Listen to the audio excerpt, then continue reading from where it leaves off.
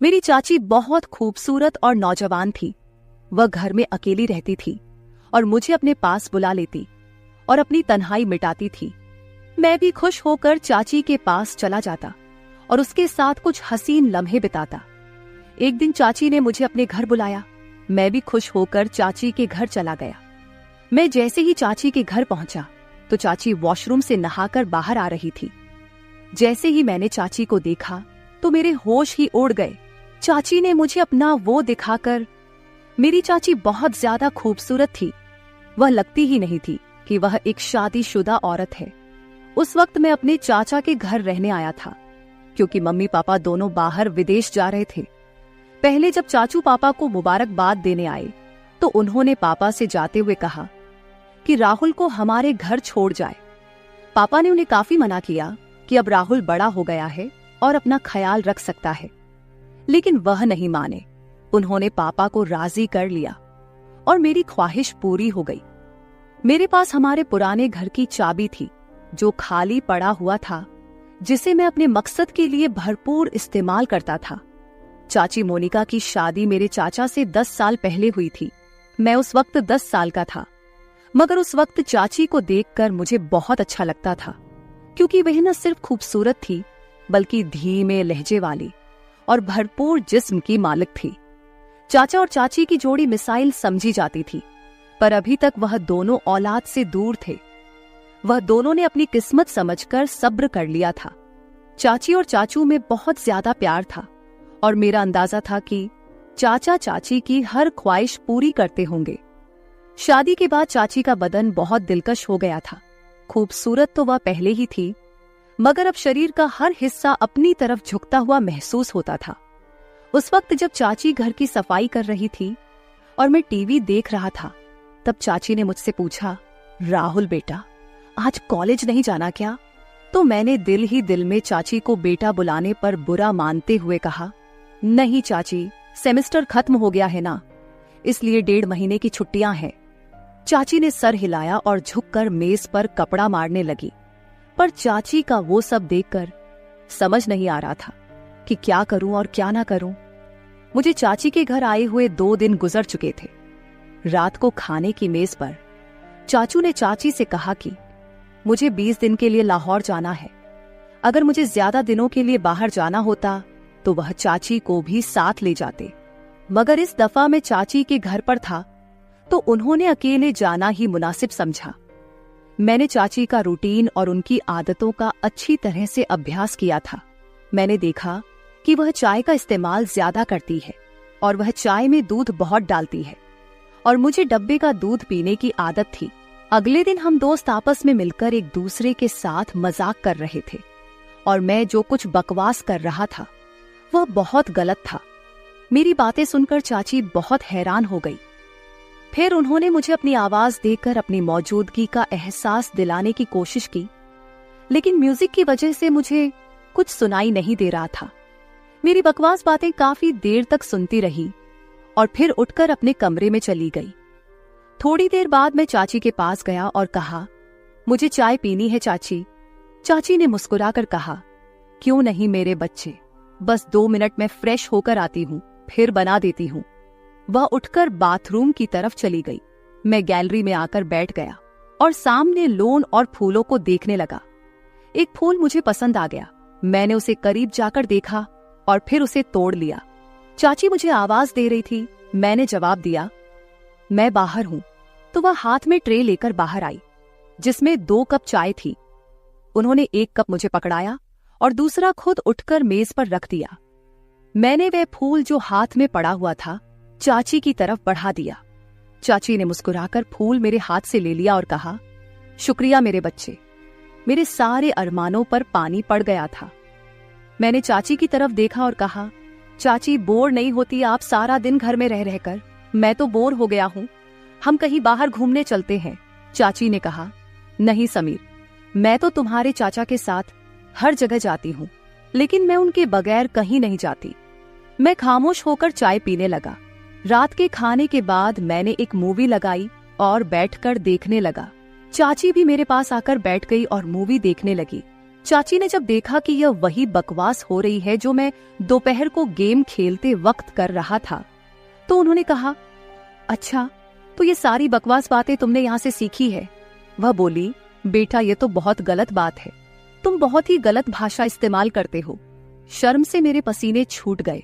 चाची ने फिर से कहा कि मैं तुम्हारे पापा से बात करूंगी कि तुम पर नजर रखें, तुम हाथ से निकलते जा रहे हो। मैंने नजर उठाकर देखा और चाची से कहा, गलती हो गई चाची, मुझे माफ कर दे।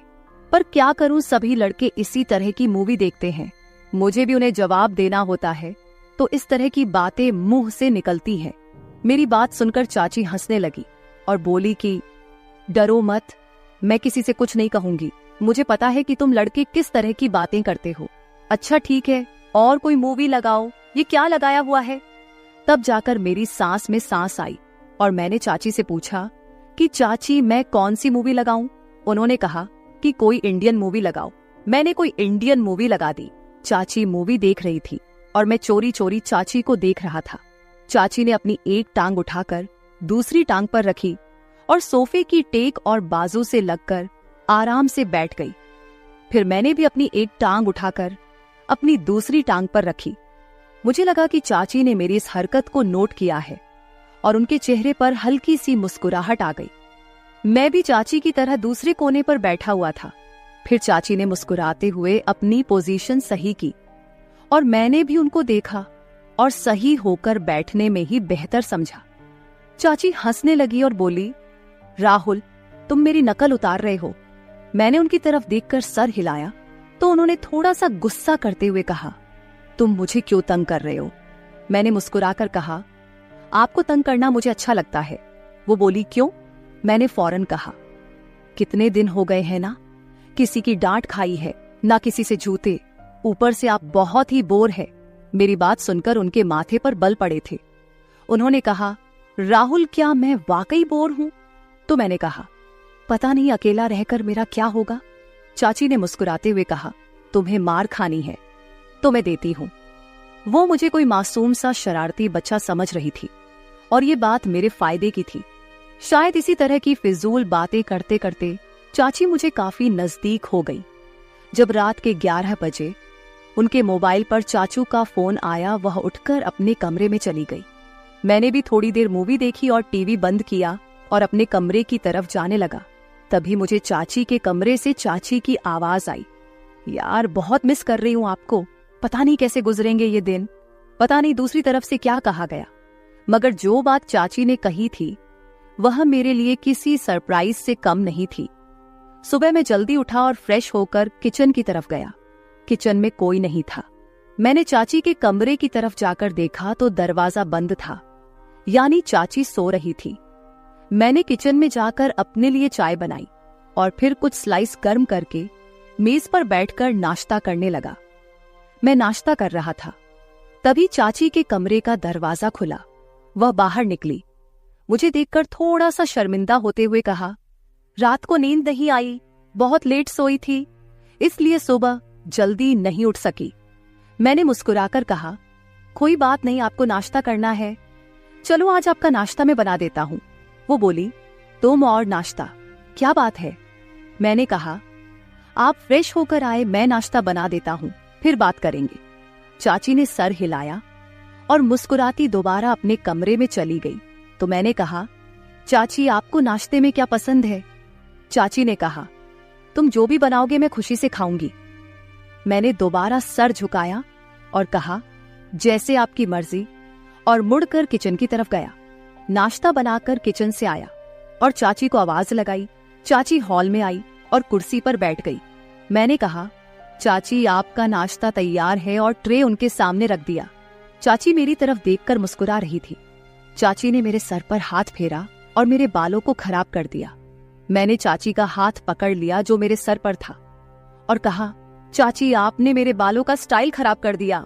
चाची ने प्यार से मेरे गाल पर एक हल्का सा थप्पड़ लगाया और कहा, कुछ खराब नहीं हुआ, आराम से बैठो और नाश्ता करो।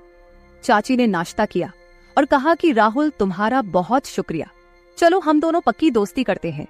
आज बहुत दिनों के बाद मैं इस तरह हंसी हूं और इतना अच्छा नाश्ता किया है। मैंने मुंह बनाकर कहा, तो क्या हुआ चाची, क्या मैं आपका दोस्त नहीं हूं? चाची ने मेरे गाल पर चुटकी काटी और कहा, दोस्त हो पर कच्चे वाले, आज पक्की वाली दोस्ती करते हैं। मैंने अपने गाल मलकर कहा, यार आप आंटियों की तो ये बहुत गंदी आदत होती है, गाल ही लाल कर देती है। चाची मुस्कुराने लगी और दोनों हाथों को मेरे कानों की तरफ बढ़ाया तो मैं भागने लगा। चाची हंसते हुए मेरे पीछे भागने लगी और कहा, रुक, तुम्हें मार लगाती हूं। मैं रुक गया और अपनी कमर पर हाथ रखकर सांस लेते हुए चाची के पास गया। चाची ने एकदम मेरे दोनों कानों पर चुटकी काट ली और हंसने लगी।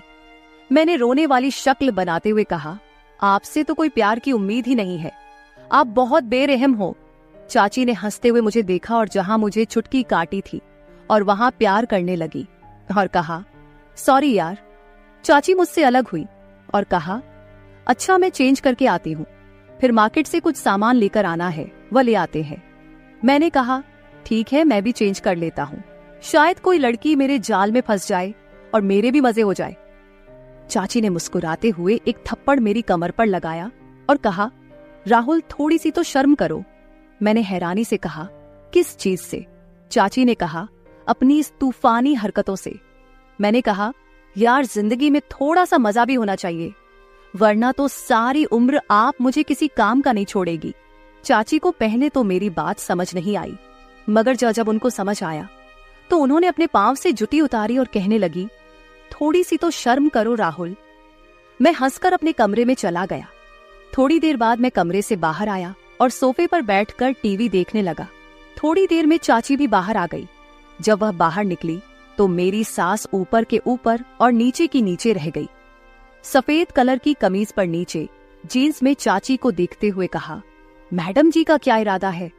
चाची ने पहले अपने आप को देखा और फिर मुझे देखते हुए हैरानी से कहा, क्यों, क्या हुआ?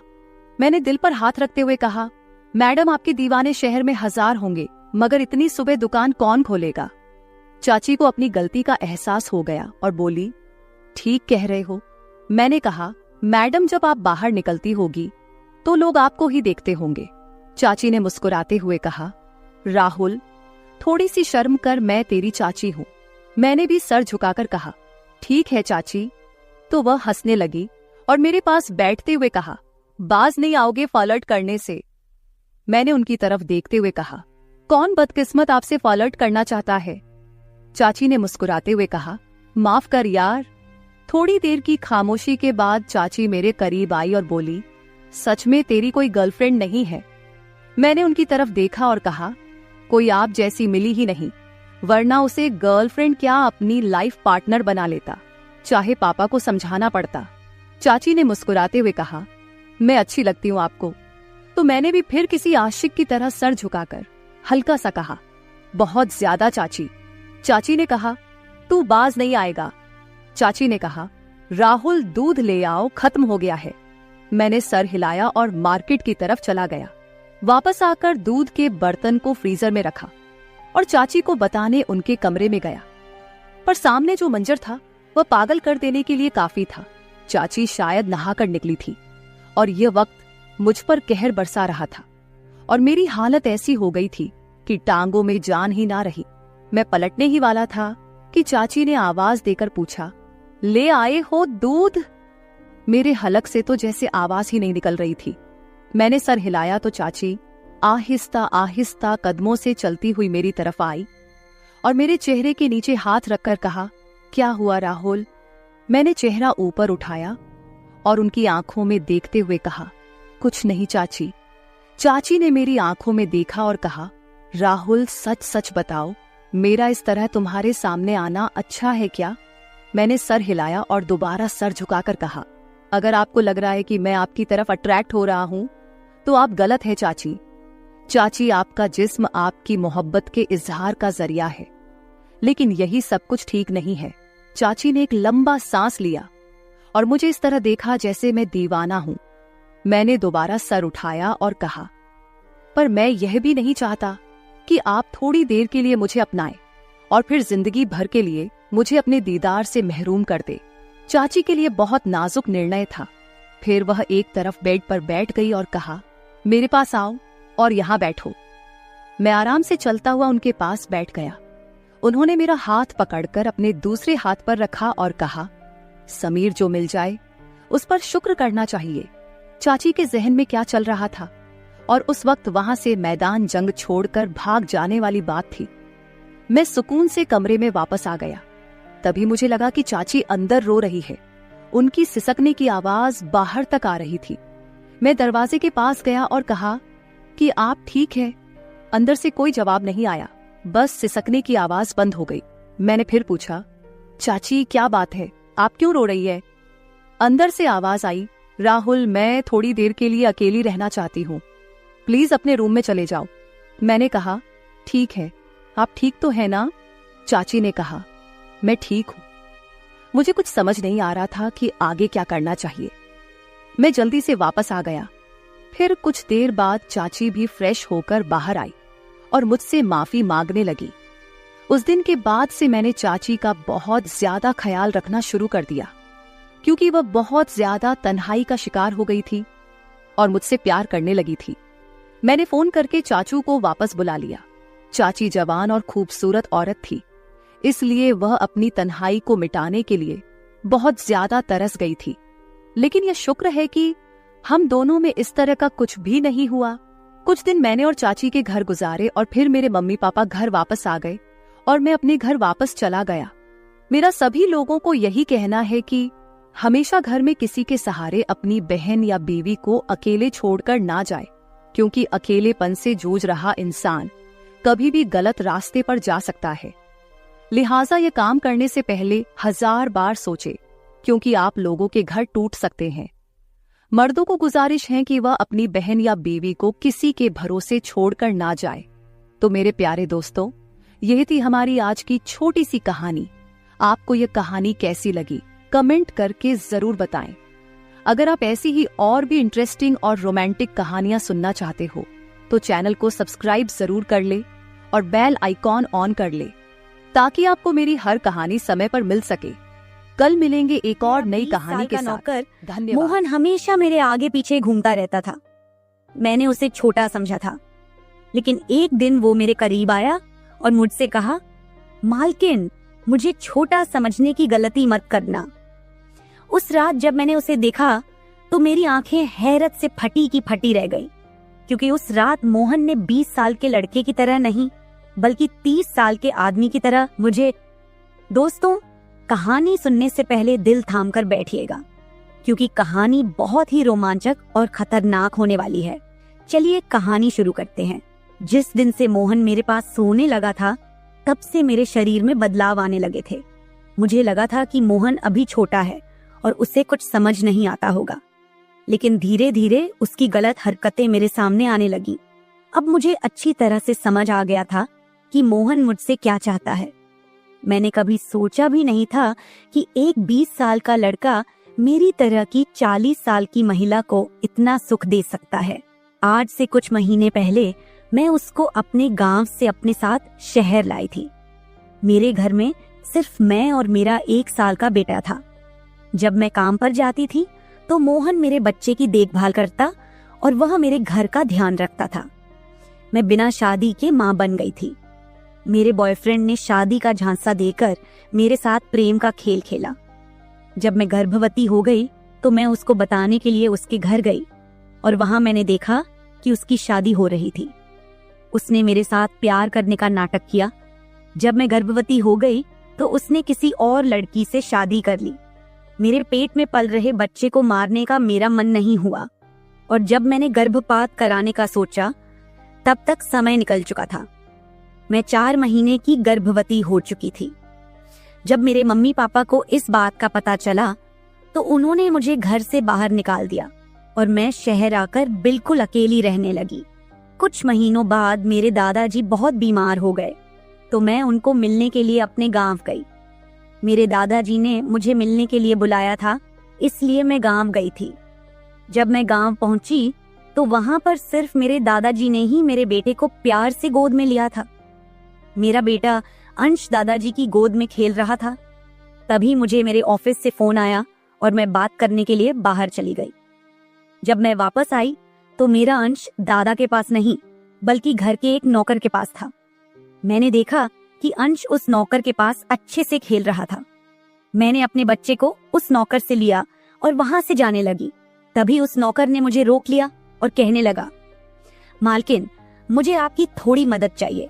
मुझे पैसे की नहीं बल्कि काम की जरूरत है। उसने अपना परिचय दिया और कहा, मैं मोहन हूँ। मैं इस घर में साफ सफाई का काम करता था, लेकिन अब बड़े साहब मुझे काम से निकालने की बात कर रहे हैं। अगर आपके पास कोई काम हो तो बताइए। मुझे काम की बहुत जरूरत है। मेरे माता पिता भी गरीब हैं, मुझे काम की बहुत जरूरत है। तब मैंने कहा, मेरे बच्चे की देखभाल का काम है, लेकिन इसके लिए तुम्हें मेरे साथ शहर चलना होगा। इस काम के बदले मैं तुम्हें 10,000 रुपये महीना दूंगी। मोहन मेरे साथ शहर आने के लिए तैयार हो गया। मेरा बेटा अंश उसके साथ बहुत प्यार से रहता था। ये देखकर मैंने मोहन को अपने घर लाने का फैसला किया। अब मोहन मेरे घर में ही रहने लगा। मोहन पूरा दिन मेरे बच्चे का ख्याल रखता और घर के कामों में मेरी मदद करता। मोहन ने कुछ ही दिनों के अंदर मेरा दिल जीत लिया था। उसकी देखभाल से मेरे बेटे की सेहत भी सुधर गई थी। जो अंश मुझे रात दिन परेशान करता था, अब वह मोहन के हाथों से अच्छे से खाना खाता था। मैंने मोहन को एक अलग कमरा दिया हुआ था। एक दिन रात में अंश बहुत रोने लगा। किसी भी तरह से वह शांत नहीं हो रहा था। बच्चे के रोने की आवाज सुनकर मोहन मेरे कमरे में आया और उसने अंश को मुझसे ले लिया। मोहन के पास जाते ही अंश शांत हो गया था। रात बहुत हो चुकी थी। अंश मोहन को छोड़ नहीं रहा था, तो मैंने मोहन को अपने कमरे में ही सोने के लिए कह दिया। सुबह जब मैं उठी तो अंश मोहन से लिपट कर सो रहा था। उस रात के बाद से मोहन अंश के लिए मेरे कमरे में ही सोने लगा। मोहन के आने के बाद सब कुछ अच्छे से चल रहा था। मोहन के काम से खुश होकर छुट्टी के दिन मैं उसे मार्केट लेकर गई। वहां मैंने उसके लिए अच्छे अच्छे कपड़े खरीदे और सैलून में जाकर उसकी नई हेयर स्टाइल बनवाई। मोहन देखने में अच्छा था, लेकिन वह एकदम साधारण तरीके से रहता था। उस दिन मैंने उसका पूरा लुक ही बदल दिया था। उसे नए अंदाज में देखकर मैं भी उस पर विश्वास नहीं कर पा रही थी। कल तक जो एक साधारण सा नौकर था, वह इतना हैंडसम और स्मार्ट दिख सकता है, इसकी मैंने कल्पना भी नहीं की थी। मॉल से हम घर आए तो अंश आते ही सो गया था। मैंने उसे कमरे में बिस्तर पर सुला दिया और पानी पीने के लिए बाहर जाने लगी। तभी मोहन मेरे लिए पानी लेकर आया। जब मैं पानी पी रही थी तो मोहन मुझे अजीब सी नजरों से देख रहा था। आज मुझे मोहन के इरादे कुछ ठीक नहीं लग रहे थे। जब मैंने पानी पीकर गिलास रखा तो उसने मुझे गले लगा लिया। कई सालों बाद किसी पुरुष ने मुझे गले लगाया था। मैंने उसे खुद से दूर किया। तब मोहन ने कहा, मालकिन, आपकी वजह से आज पहली बार मैंने खुद से प्यार करना सीखा है। जिंदगी बहुत खूबसूरत है, बस इसे जीना आना चाहिए। आज आपने मेरा कायाकल्प करवाकर मुझ पर बहुत बड़ा उपकार किया है। मैं सच में बहुत अच्छा दिख रहा हूँ। मोहन के चेहरे पर खुशी देखकर मैं भी खुश थी। वह 20 साल का था, लेकिन गांव का लड़का होने के कारण उसका शरीर और कद काठी अच्छी थी। वह घर में भी रोजाना कसरत करता था। उसकी लंबाई भी ठीक ठाक थी। मैंने उससे उसकी पढ़ाई के बारे में पूछा था, तो उसने कहा कि मेरे घर के हालात ठीक ना होने के कारण वह ज्यादा पढ़ाई नहीं कर सका। हर सुबह ऑफिस जाने से पहले मैं अपने बच्चे को दुलार कर ऑफिस के लिए निकलती थी। आज जब मैं ऑफिस के लिए निकलने से पहले अंश को चूमने गई, तब वह मोहन की गोद में था। अचानक अंश ने अपनी गर्दन घुमाई और मेरे होंठ मोहन के गाल पर जा लगे। मुझे बहुत शर्मिंदगी महसूस हुई। मैंने उससे माफी मांगी और ऑफिस के लिए निकल गई। शाम को जब मैं घर आई, तब भी मैं मोहन की आंखों में नजर नहीं मिला पा रही थी। मोहन ने अंश को खाना खिलाकर सुला दिया था। फिर हम दोनों ने साथ में खाना खाया। खाना खत्म करने के बाद मैं अपने कमरे में गई। वहां मैं अपनी दवाइयां ले रही थी, क्योंकि आज मैं बहुत थक चुकी थी और मेरे सिर में बहुत दर्द था। उसी की दवा मैं ले रही थी। दवा लेने के बाद भी मेरा सिर बहुत दर्द कर रहा था। मैं अपने कमरे में सिर पकड़कर बैठी हुई थी। जब मोहन ने मुझे इस हालत में देखा तो वह पूछने लगा कि मालकिन, क्या हुआ है। जैसे ही उसे पता चला कि मेरा सिर दर्द कर रहा है, उसने मेरे सिर की मालिश शुरू कर दी। मोहन की मालिश से मुझे आराम मिल रहा था। धीरे धीरे मुझे गहरी नींद आने लगी। उस रात मुझे बहुत अच्छी नींद आई थी। अगले दिन हमारे ऑफिस में पार्टी थी और मैं उसके लिए अच्छे से तैयार हो रही थी। आज मैंने गुजराती लुक अपनाने का फैसला किया। मैंने घाघरा पहन लिया था, लेकिन स्कर्ट का नॉट बांधने में मुझे दिक्कत हो रही थी। तब मैंने मोहन को कमरे में बुलाया और उससे नॉट बांधने को कहा। नॉट बांधते समय उसका हाथ मेरी खुली पीठ पर से गुजर रहा था। मैंने उसे छोटा समझा था, इसलिए मैंने उसे यह काम करने के लिए कहा था। मेरे पास और कोई भी रास्ता नहीं था। तैयार होकर जब मैं जाने लगी तो मोहन ने मेरा हाथ पकड़कर मुझे रोक लिया और अंदर से काजल लेकर आया। उसने मेरे कान के पीछे काजल लगाया और कहा, मालकिन, अब आपको किसी की नजर नहीं लगेगी, आप बहुत सुंदर लग रही हैं। उसकी बात सुनकर मैं खुश हो गई और ऑफिस जाने लगी। उस दिन शाम को जब मैं घर आई तो मेरे साथ मेरी एक सहेली और उसका बॉयफ्रेंड भी आया। मोहन ने आज बहुत अच्छा खाना बनाया था। मेरी सहेली रितिका और उसका बॉयफ्रेंड 4-5 दिन मेरे घर रुकने वाले थे।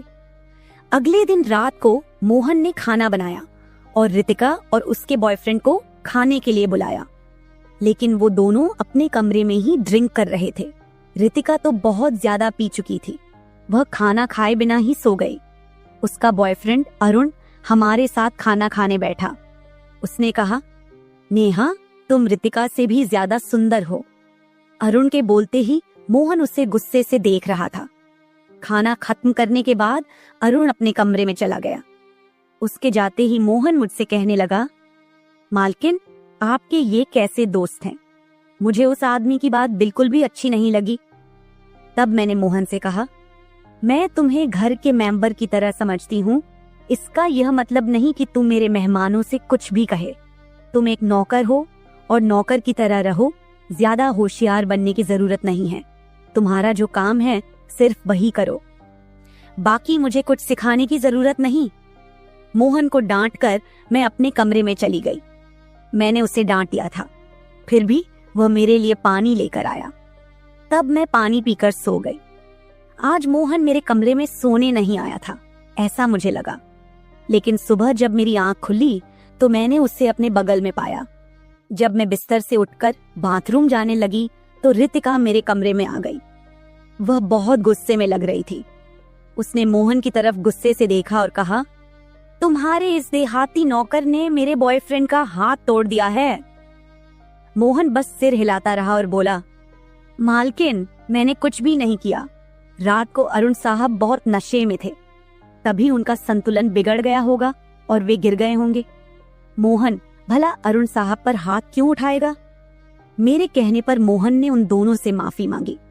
रितिका और अरुण तभी वहां से चले गए। मोहन मुझसे भी माफी मांगने लगा। मुझे पता था कि मोहन ने कुछ भी नहीं किया। आज मैं ऑफिस नहीं गई क्योंकि कई दिनों से मेरा शरीर थका थका महसूस कर रहा था। मैंने सोचा था कि आज पूरा दिन घर में ही रहकर आराम करूंगी। नाश्ता करने के बाद मैं फिर से 1 घंटे के लिए सो गई।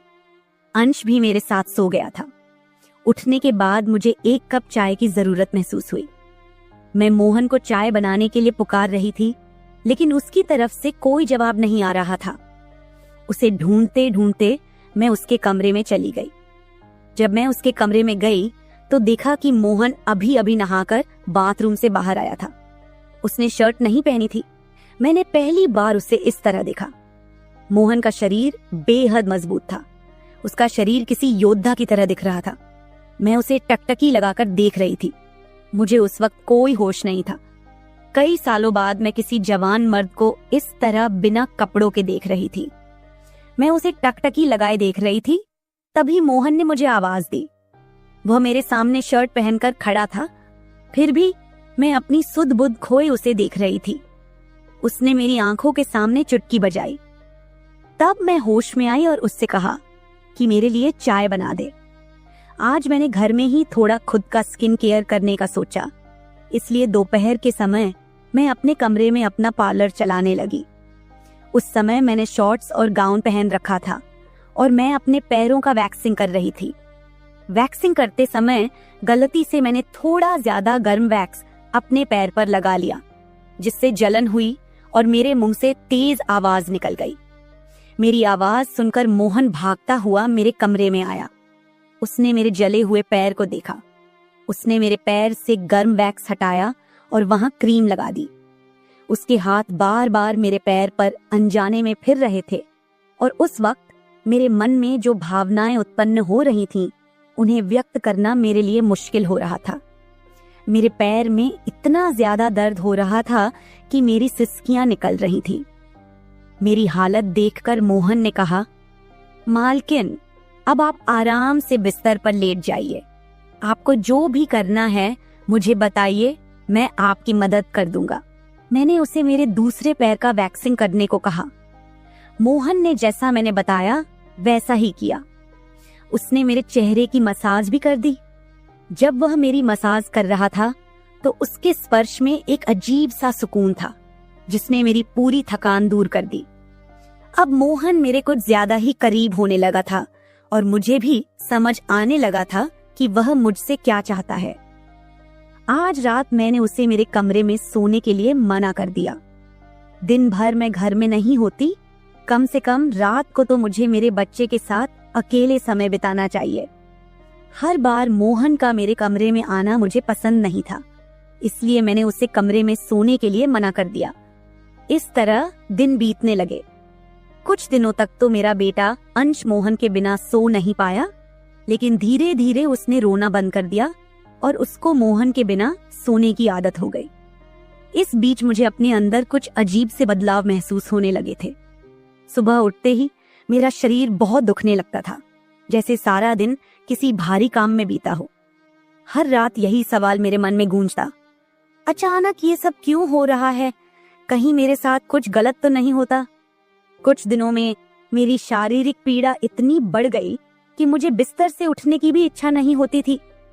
आखिरकार मैंने ऑफिस से 1 हफ्ते की छुट्टी ले ली, ये सोचते हुए कि शायद आराम करने से थोड़ा ठीक हो जाऊं। अब सारा दिन अंश मोहन के साथ ही रहता था। जब उसे भूख लगती तो वह बीच बीच में मेरे पास आ जाता। आज मैं अपने कमरे में अपनी कमर पकड़े बैठी थी। कमर में बहुत ज्यादा दर्द हो रहा था। मन में कई ख्याल चल रहे थे। क्या ये दर्द कोई संकेत है? क्या मुझे किसी बड़ी परेशानी का सामना करना पड़ेगा? रात के 10 बजे का वक्त था। मोहन पानी लेकर मेरे कमरे में आया। मेरी कमर पर हाथ देखकर उसने समझ लिया कि मुझे बहुत तकलीफ हो रही है। मोहन ने कहा, मैडम, अगर आपको कोई आपत्ति न हो तो मैं आपकी कमर की मालिश कर देता हूँ। मेरी कमर इतनी दुख रही थी कि मैंने उसकी मालिश के लिए हाँ कर दी, लेकिन उससे पहले मैंने अपने कमरे की लाइट बंद कर दी। छोटे 0 बल्ब की रोशनी में मेरी कमर उसे नहीं दिखेगी, इसलिए मैंने कमरे की बड़ी लाइट बंद करके 0 बल्ब जला दिया। मोहन ने धीरे धीरे मेरी कमर पर मालिश शुरू दी। उसकी उंगलियों का स्पर्श ऐसा था जैसे दर्द को धीरे धीरे चुरा ले जा रहा हो। मैं कुछ पल के लिए पूरी तरह सुकून में खो गई। ऐसा लग रहा था कि मेरी सारी पीड़ा बस छू मंतर हो गई हो। मालिश करते करते मोहन ने अचानक पूछा, मैडम, क्या आपको कभी अंश के पिता की याद नहीं आती? उसका सवाल सुनकर मैं कुछ पल के लिए चुप हो गई। फिर उसने धीरे से कहा, आप इतनी खूबसूरत और जवान हैं, फिर भी आपने अकेले रहने का फैसला क्यों किया? उसकी बातों ने जैसे मेरे दिल को छू लिया। मैंने उससे कहा कि शायद तुम्हारे सवाल का उत्तर मेरे पास नहीं है। उस सवाल पर वहीं विराम लग गया। उसने मेरी बात सुनकर कुछ नहीं कहा, लेकिन उसने मालिश जारी रखी। आज मुझे मोहन के इरादे कुछ ठीक नहीं लग रहे थे।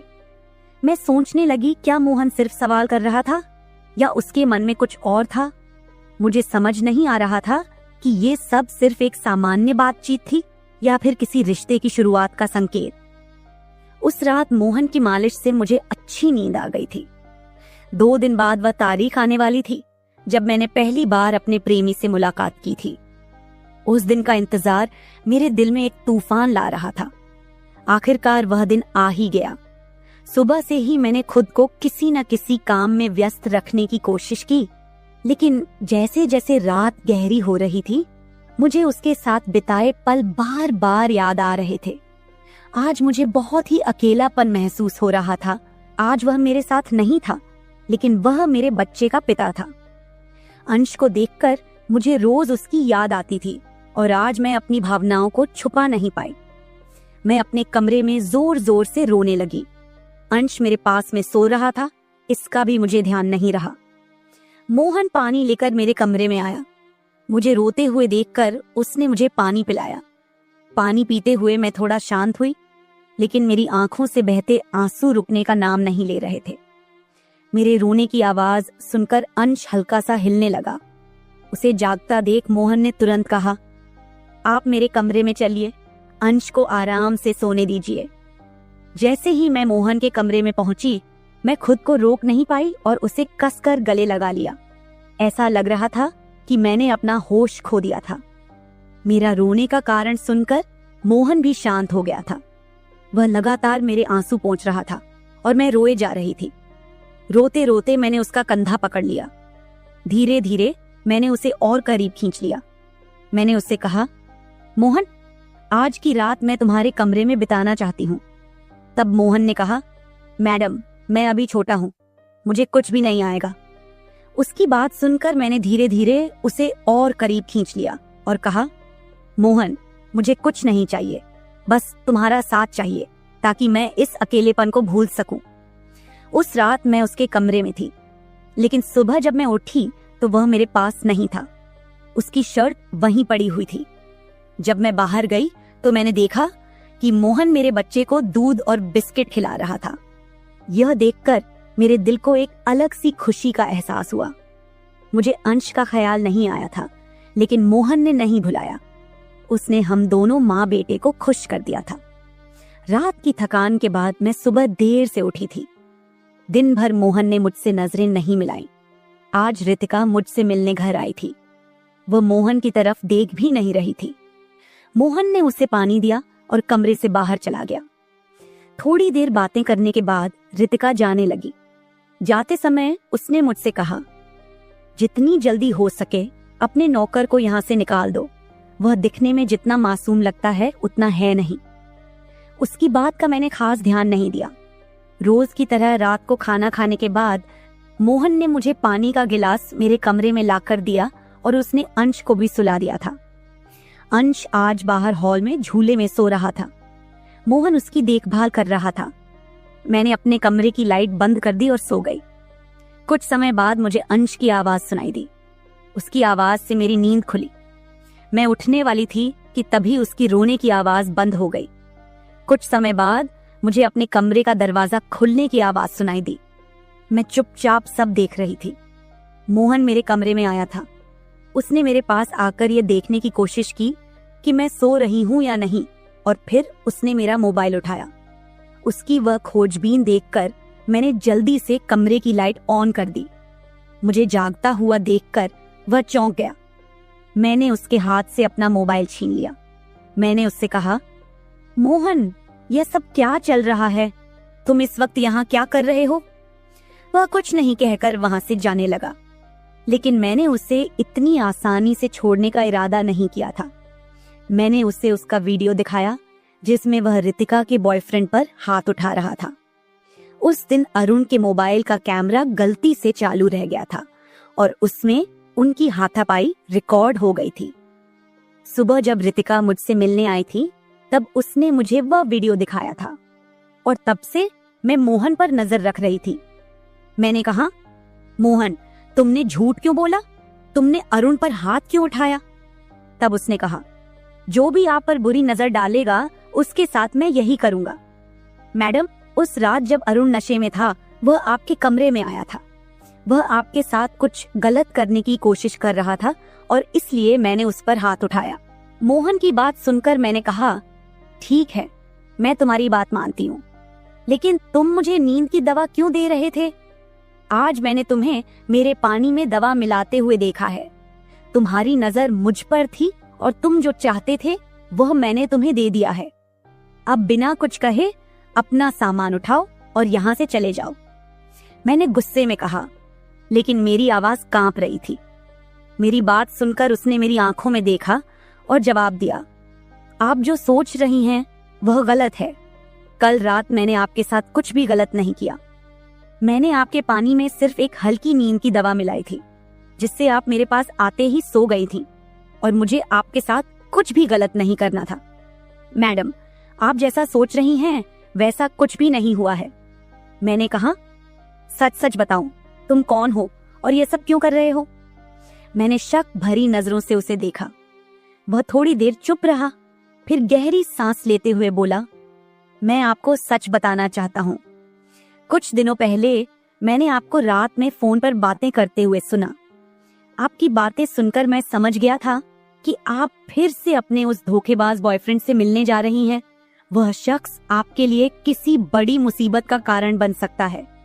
आप रात को उससे मिलने की योजना बना रही थी, इसलिए मैंने यह कदम उठाया और आपको नींद की दवाई दी। तुमने मेरी बातें सुनी? तुम कौन हो और तुम्हें मेरी जिंदगी में इतनी दिलचस्पी क्यों है? मैंने उसकी तरफ बढ़ते हुए पूछा। उसने कहा, आपके पिताजी ने मुझे आपकी मदद के लिए यहाँ भेजा था। वो आपकी बहुत परवाह करते हैं। उन्होंने मुझे आपकी तस्वीर दिखाकर बताया कि आप किसी पर आसानी से भरोसा नहीं करती। जब मैंने आपको पहली बार देखा तो ऐसा लगा जैसे आप मेरे दिल के बेहद करीब आ गई थीं। लेकिन मैंने ठान लिया था कि मैं सिर्फ आपकी भलाई के लिए काम करूंगा, चाहे जो हो। थोड़ी देर रुककर उसने मेरी ओर देखा और आगे बोला, लेकिन जब मैंने यहाँ आकर देखा कि आपका बॉयफ्रेंड आपको धोखे में रख रहा है, तो चुप रहना मेरे लिए मुश्किल हो गया। उसने अपनी पत्नी को तलाक नहीं दिया है और वह आपके करीब सिर्फ इसलिए आ रहा है ताकि आपके बच्चे को अपने पास ले जा सके। उसका मकसद कभी भी सच्चा नहीं था। यह सुनकर मेरे पैर तले जमीन खिसक गई। मैंने उस पर भरोसा नहीं किया, लेकिन उसने जो बातें कही उनका सच जानने के लिए मैंने जांच की। जो कुछ भी उसने कहा था वह सच निकला। मेरा बॉयफ्रेंड मुझे धोखा दे रहा था। कुछ समय बाद मैंने मोहन से पूछा, तुमने यह सब क्यों किया? तुम्हारा मकसद क्या था? उसने कहा, मैं सिर्फ यह चाहता था कि आप सुरक्षित रहें। आपके लिए मेरी भावनाएं सच्ची हैं, लेकिन मैंने कभी उन भावनाओं को आप पर थोपने की कोशिश नहीं की। उस दिन मुझे एहसास हुआ कि मोहन जैसा ईमानदार और सच्चा इंसान मेरी जिंदगी में था। उसने मेरी सुरक्षा के लिए जो किया वह किसी और ने शायद ही किया होता। आज मैं मोहन के साथ एक नई जिंदगी शुरू कर चुकी हूँ। उसने मेरे भरोसे को जीता और मुझे एक ऐसा साथी दिया जो मुझे और मेरे बच्चे को दिल से चाहता है। मेरे पिताजी की वजह से आज मैं इस खुशहाल जिंदगी का हिस्सा हूँ। मोहन जैसा पति पाना मेरे लिए किसी वरदान से कम नहीं। दोस्तों, जब हम किसी से प्यार करते हैं तो हमारी आंखें बंद हो जाती हैं और दिल पूरी तरह भरोसा कर लेता है। उस वक्त हमें न अपनी समझ दिखती है, न किसी और की बात सुनाई देती है। ऐसा ही मेरे साथ हुआ। मैंने आंखें मूंदकर अपने बॉयफ्रेंड पर भरोसा किया। लगा कि वो मेरा हर पल साथ देगा, लेकिन वही इंसान जिसने साथ निभाने की कसम खाई थी, उसने मुझे धोखा दे दिया। और सोचने वाली बात यह है कि जिसने कोई वादा नहीं किया था वो हर पल मेरे साथ खड़ा रहा। दोस्तों, सोचिए इस कहानी ने हमें क्या सिखाया। क्या आपको भी लगता है कि प्यार करने से पहले हमें दिल ही नहीं, दिमाग भी लगाना चाहिए? किसी को जानने और समझने का वक्त देना चाहिए। क्या प्यार में भरोसे से पहले समझदारी जरूरी है, या दिल के फैसले ही सबसे सही होते हैं? अपनी राय नीचे कमेंट में जरूर बताएं। शायद आपकी सोच किसी की जिंदगी बदल दे। ऐसी ही दिलचस्प और रोमांचक कहानियों के लिए हमारे चैनल को सब्सक्राइब करना न भूलें। धन्यवाद।